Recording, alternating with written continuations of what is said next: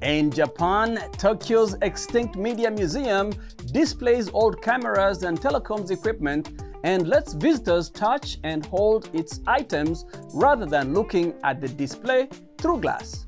Ryan Chang has more.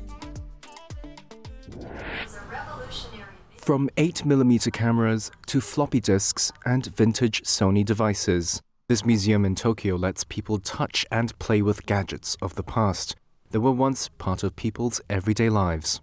The Extinct Media Museum opened to the public in January 2023. It focuses mostly on outdated cameras and phones. Its oldest items are motion picture cameras from the early 20th century. For museum goers like 59-year-old Mika Matsuda, the cluttered shelves here set off a wave of nostalgia. It is fascinating not only for generations unfamiliar with these items, but also for those who lived through those times. Seeing these pieces feels like I'm having a flashback of our own lives. It reminded me of how things were back then. I used to have so much fun. Deputy Museum Curator Barbara Asker says the museum's principle is that eventually all media gadgets, except for paper or stone carvings, will fall into disuse or break down.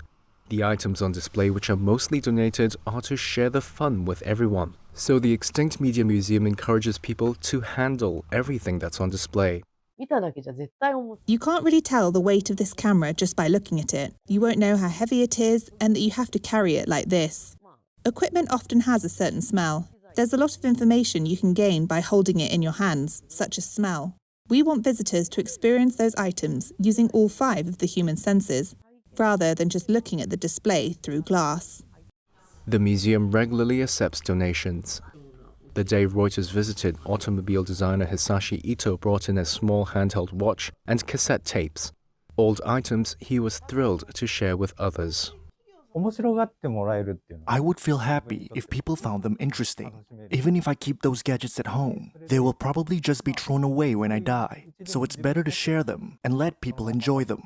The museum's opening hours vary according to its website, with fees for admission except for children, who may step into the past for free.